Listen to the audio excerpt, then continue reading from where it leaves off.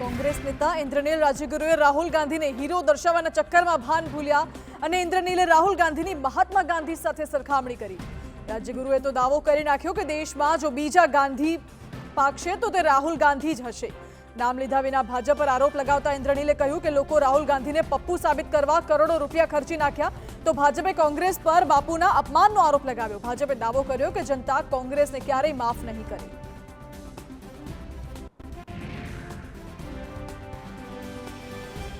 નાણાપ્રધાન કનુ દેસાઈ દ્વારા કોળી સમાજ પર કરેલી ટિપ્પણીથી રાજકારણ ગરમાયું। કોંગ્રેસે કહ્યું જો કનુભાઈ દેસાઈ માફી નહીં માંગે તો કાર્યકરો રસ્તા પર ઉતરશે। શૈલેષ પટેલે કહ્યું કે મંત્રી થઈને કનુભાઈએ એવા નિવેદનો શોભતા નથી। કોળી અને ધોળી જો એક થઈ જશે તો ભાજપ ક્યાંયનું નહીં રહે। નાણાપ્રધાન કનુ દેસાઈએ ચૂંટણી પ્રચાર દરમિયાન કોળી સમાજને લઈને વિવાદિત નિવેદન આપ્યું હતું।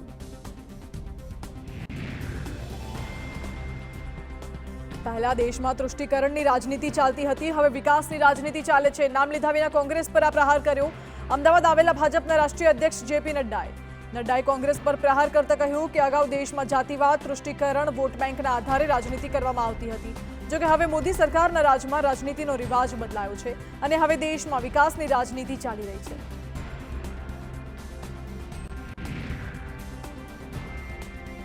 नवसारी लोकसभा बैठक जीतवा भाजप प्रदेश प्रमुख सीआर पाटीले कर्यो झंझावाती चूंटणी प्रचार।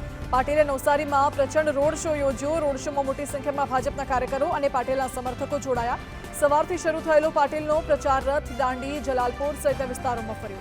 અહીં પાટીલે વિકાસની રાજનીતિ કરી અને 2047ના રોડમેપને આગળ ધરીને પ્રજાનો મત માંગ્યો।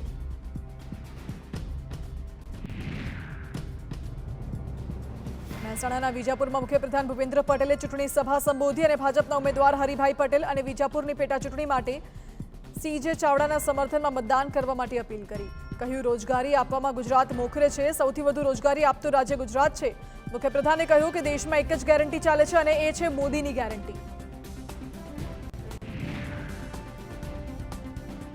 केन्द्रीय गृहप्रधान अमित शाह फरी गुजरात प्रवासे आवशे। आज मोडी रात्रे अमित शाह अमदावाद आवशे, जे दरमियान तेओ लोकसभा विस्तारमां समाविष्ट विधानसभाना होद्देदार अने नेताओ साथे बैठक करी शके छे। तो आवतीकाले अमित शाह छोटाउदेपुरमां जनसभाने संबोधन करशे। आ उपरांत तेओ दक्षिण गुजरात सहित दमणमां आयोजित कार्यक्रममां पण उपस्थित रहेशे। रूपाला सामे क्षत्रिय समाजना विरोधने खाळवा भाजपनी कवायत। राजकोटमां भाजपना मध्यस्थ कार्यालय खाते कड़वा पाटीदार आगेवानोनी मळी बैठक, जेमां जेराम पटेल, चिमन सापरिया, चिराग कालरिया सहितना आगेवानो रह्या उपस्थित। जामजोधपुर पंथकमां भाजप तरफी मतदान कराववा रणनीति। पाटीदार आगेवान चिमन सापरियाए कह्युं के कड़वा पाटीदार सहित तमाम समाज भाजपनी साथे ज छे। लोकसभाની ચૂંટણીને લઈને તમામ પાર્ટીઓ ચૂંટણીના પ્રચારમાં વ્યસ્ત છે। એવામાં ભાજપ અને કોંગ્રેસના ઉમેદવારો જીત માટે એડી ચોટીનું જોર લગાવી રહ્યા છે। સભાઓ અને રોડ શો કરી છેવાડાના ગામ સુધી મતદાન માટે ચૂંટણી પ્રચાર કર્યો। એવામાં ભાજપના અમરેલી લોકસભા બેઠકના ઉમેદવાર ભરત સુતરિયાએ ભાજપ જંગી બહુમતીથી જીત હાંસલ કરશે તેવો દાવો વ્યક્ત કર્યો।